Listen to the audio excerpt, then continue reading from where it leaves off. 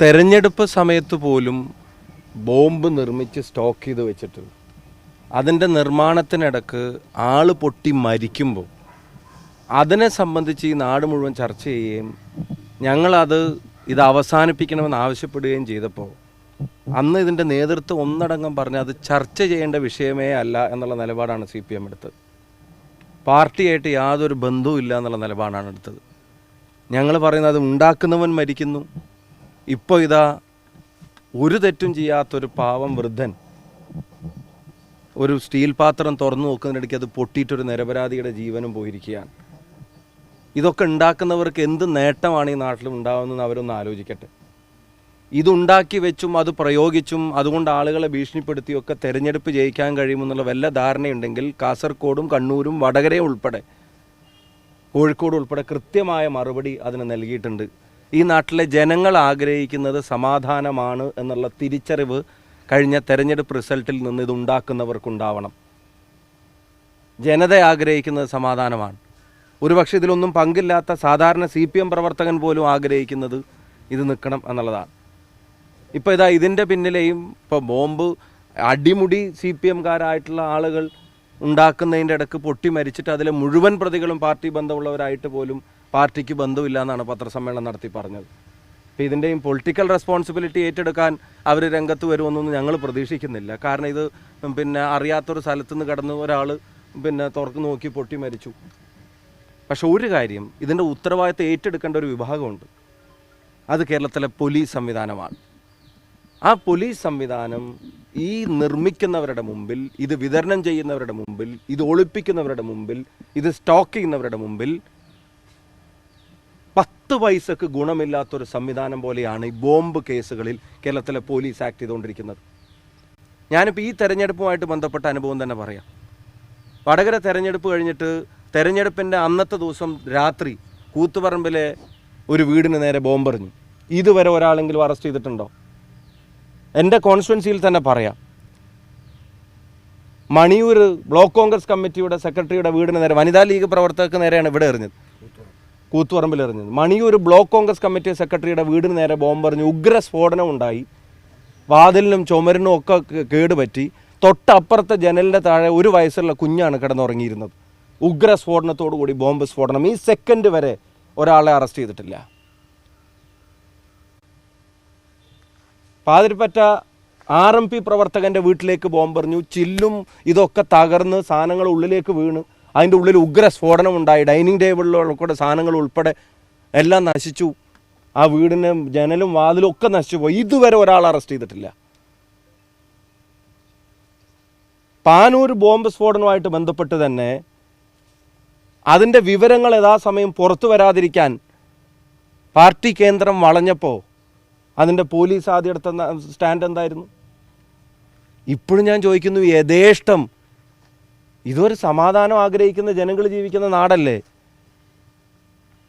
യുദ്ധഭൂമിയിൽ മൈനുള്ളതുപോലെ ഈ ഗ്രാമങ്ങളിൽ എന്തിനാ ബോംബ്? ജനത അത് ആഗ്രഹിക്കുന്നില്ലല്ലോ.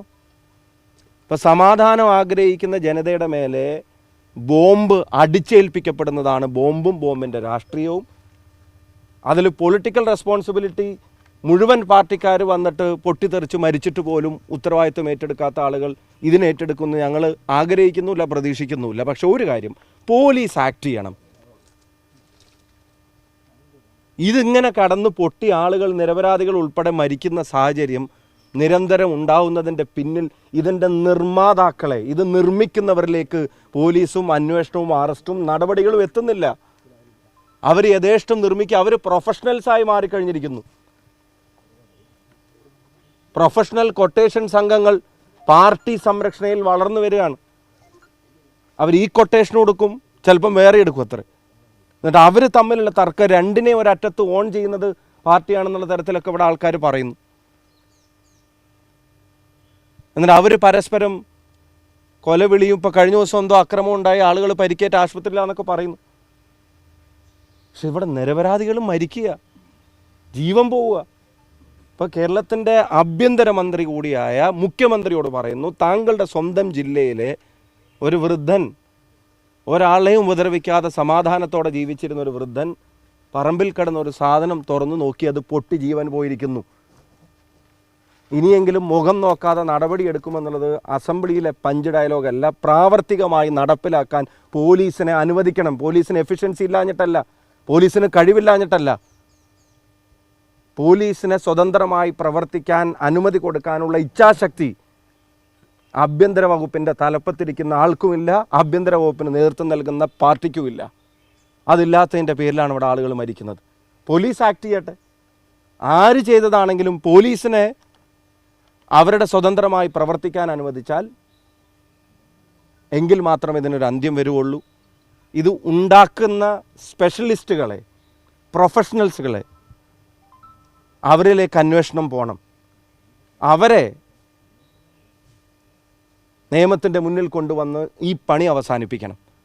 അതല്ലാതെ പൊട്ടുന്ന സ്ഥലവും അതുമായിട്ട് ബന്ധപ്പെട്ടവരും എറിയുന്നവരും എറിയപ്പെടുന്നവരും ഒക്കെ ആയിട്ട് അന്വേഷണം തുടങ്ങി ഇവരിങ്ങനെ മാറി മാറി സ്ഥലങ്ങളിൽ. ഇപ്പോൾ ഞാൻ സംശയിക്കുന്നു ഇതൊക്കെ തെരഞ്ഞെടുപ്പുമായിട്ട് ബന്ധപ്പെട്ട് പാനൂരും പരിസര പ്രദേശത്തൊക്കെ ഉണ്ടാക്കി വെച്ച ബോംബുകളുടെ ബാക്കി പത്രം ഇനി എവിടേക്കാണ് ഇനി ഇതിൻ്റെ ബാക്കി കിടക്കുന്നത് അറിഞ്ഞുകൂടാ. ഇവിടെ തന്നെ ഇത് പൊട്ടിയ ശേഷം പിന്നെ ഈ ഒരെണ്ണം മാത്രമല്ല, സാധനങ്ങൾ മാറ്റാനുള്ള ശ്രമം ഉണ്ടായിന്ന് പോലും നാട്ടുകാർ പറയുന്നുണ്ട്. ഇനി എവിടെയൊക്കെ ഇതിൻ്റെ ബാക്കി എന്ന് അറിഞ്ഞുകൂടാ. ഉത്തരവാദിത്തപ്പെട്ട ആളുകൾ ഇനിയെങ്കിലും നിർദ്ദേശം കൊടുക്കണം, രഹസ്യമായിട്ടെങ്കിലും പോലീസിന് ആ വിവരം കൊടുക്കണം എവിടെയൊക്കെയാണ് ഒളിപ്പിച്ചു വെച്ചിരിക്കുന്നത്. നിങ്ങളെടുത്ത് മാറ്റുന്നില്ലെങ്കിൽ പോലീസെങ്കിലും ചെന്ന് എടുത്ത് മാറ്റട്ടെ. ഇനിയും അറിയാതെ കുട്ടികൾ കളിക്കുന്നിടത്തോ തേങ്ങ പെറുക്കുന്നിടത്തോ വയസ്സായ ആളുകൾ ചെല്ലുന്നിടത്തോ ഒക്കെ പൊട്ടി ആളുകൾ മരിക്കുന്ന ഒരു സാഹചര്യം ഉണ്ടാക്കണം. ഇതൊന്നും ഈ നാടിൻ്റെ പ്രത്യേകതയല്ല, ഈ നാടിൻ്റെ ജനങ്ങൾ ആഗ്രഹിക്കുന്നുമല്ല. ഇതൊക്കെ വളരെ ചുരുക്കം ചില ക്രിമിനലുകൾ രാഷ്ട്രീയ തണലിൽ വളർന്നിട്ട് ഈ നാടിനോട് ചെയ്യുന്നതാണ്.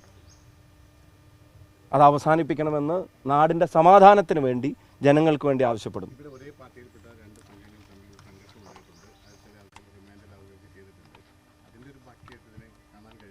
അല്ല, അങ്ങനെയാണ് ഇവിടെ പറയപ്പെടുന്നത്. രണ്ടിൻ്റെയും ചരടിൻ്റെ അറ്റം ഒരു കയ്യിലാണ്. ഈ രണ്ട് സംഘങ്ങളുടെ നിന്നാണ് ഇവിടെ നിന്ന് അറിയപ്പെടുന്നത്. അവർ തമ്മിൽ കൊലവിളി ഉണ്ടായിട്ടുണ്ട്, ഭീഷണി ഉണ്ടായിട്ടുണ്ട്. ഈ സെൻറ്ററിൽ വന്നിട്ട് ഞാൻ മുമ്പുണ്ടായ ഒരു അടിക്ക്, ഇപ്പം അടുത്തുണ്ടായ ഒരു അടിക്ക് ആശുപത്രിയിൽ അഡ്മിറ്റ് ഉണ്ടായിട്ടുണ്ട്, അതിന് പകരം വീട്ടെന്ന് പറഞ്ഞിട്ടുണ്ട് എന്നൊക്കെ പറയപ്പെടുന്നു. പക്ഷേ ഈ സാധനം കടയിൽ നിന്ന് വാങ്ങാൻ കിട്ടൂല. ഇത് ഉണ്ടാക്കി സ്റ്റോക്ക് ചെയ്യണം. ബോംബ് ഞാൻ തെരഞ്ഞെടുപ്പ് സമയത്തും പറഞ്ഞു, ഒരു ഗുണവും പോസിറ്റീവായിട്ടില്ലാത്തൊരു സാധനം. ഒരു കത്തിയാണെങ്കിൽ കറിക്കരിയാമെന്നെങ്കിലും പിന്നെ അടുക്കളയിൽ എങ്കിലും ഉപയോഗിക്കാൻ പറ്റും. ഇത് ഡിസ്ട്രക്റ്റീവായിട്ടുള്ള വിനാശകരമായിട്ടുള്ള ഒരു പർപ്പസ് മാത്രമുള്ള ഒരു സാധനം ഇങ്ങനെ പറമ്പിൽ കിടന്നൊക്കെ കിട്ടാൻ തുടങ്ങിയാൽ എത്രമാത്രമായിരിക്കും ഇവർ ഉണ്ടാക്കുന്നത്, എത്ര ഇവർ സ്റ്റോക്ക് ചെയ്യുന്നത്, എന്തതിൻ്റെ പർപ്പസ് എന്താ? മുഖ്യമന്ത്രി ഇന്ന് സഭയിൽ പറഞ്ഞു, പിന്നെ ഇപ്പോൾ സമാധാനമായിട്ട് പോകുന്ന സാഹചര്യമാണ്, അതുകൊണ്ട് ഇപ്പോൾ ബോംബ് ഉണ്ടാക്കേണ്ട ആവശ്യമില്ല എന്ന് വെച്ചാൽ അല്ലാത്തൊരു സാഹചര്യത്തിൽ ഉണ്ടാക്കാമെന്നാണോ? അപ്പോൾ ഇവർ അവരുടെ പാർട്ടി കൺട്രോൾ ചെയ്യുന്ന സംഘങ്ങൾ തമ്മിലുള്ള യുദ്ധമോ വെട്ടോ കുത്തോ എന്തൊക്കെയാണെങ്കിലും അതിനുവേണ്ടി ഈ സാധനങ്ങളൊക്കെ ഉണ്ടാക്കിയിട്ട് നിരപരാധികൾ പൊട്ടി മരിക്കുകയാണിത്. ഇതൊന്ന് അവസാനിപ്പിക്കാൻ നിർദ്ദേശം കൊടുക്കണം. ഇതിൻ്റെയൊക്കെ ചരട് പാർട്ടിയുടെ കയ്യിലുണ്ടല്ലോ, ആ ചരട് അയച്ചു വിടുന്ന അവസാനിപ്പിക്കണം. അത് വരിഞ്ഞു മുറുക്കിയത് അവസാനിപ്പിച്ച് നിർദ്ദേശം കൊടുക്കുന്നവനെയും നിലക്ക് നിർത്തണം. അയാൾക്കെതിരെ നടപടി ഉണ്ടാവണം ആരാണെങ്കിലും. CPIM മാത്രമാണ് ഇത്തരത്തിലൊരു ബോംബ് നിർമ്മാണം ഈ കണ്ണൂരിൽ നടത്തുന്നത് എന്നുള്ളൊരു അഭിപ്രായമുണ്ടോ? അല്ല, ആര് ചെയ്താലും അതാണ് ഞാൻ പറഞ്ഞത്. ഞാനിപ്പോൾ പൊളിറ്റിക്കൽ റെസ്പോൺസിബിലിറ്റി ഇപ്പം ഏൽപ്പിച്ചിട്ട് മടങ്ങിപ്പോകാൻ വന്നതല്ല. പക്ഷെ പോലീസ് എന്നൊരു സംവിധാനം ഉണ്ടല്ലോ ഇവിടെ, അവർ ആക്ട് ചെയ്യേണ്ടടുത്ത് ചെയ്യണ്ടേ. ഇപ്പോൾ കോൺഗ്രസ് പ്രവർത്തകൻ്റെ വീട്ടിലേക്ക് എറിഞ്ഞു, RMP പ്രവർത്തകൻ്റെ വീട്ടിലേക്ക് എറിഞ്ഞു, ലീഗ് പ്രവർത്തകയുടെ വീട്ടിലേക്ക് എറിഞ്ഞു. ഒരാളെ പോലും നമ്മൾ ഈ സംസാരിക്കുന്ന ഈ ദിവസം വരെ അറസ്റ്റ് ചെയ്തിട്ടില്ല എന്ന് പറയുമ്പോൾ പോലീസിന് എന്താ ഇവിടെ പണി? പോലീസും ആഭ്യന്തര വകുപ്പുമാണ് ഒന്നാം പ്രതി. പരിപൂർണ പരാജയ സങ്കല്പങ്ങളുടെ പൂർണ്ണതയാണ് ഈ കാര്യങ്ങളിൽ. ബോംബ് കേസുകളിൽ കേരളത്തിലെ ആഭ്യന്തര മന്ത്രിയും ആഭ്യന്തര വകുപ്പും പോലീസും അവർക്ക് കഴിവില്ലാഞ്ഞിട്ടല്ല, അവരെ അനുവദിക്കാഞ്ഞിട്ടാണ്.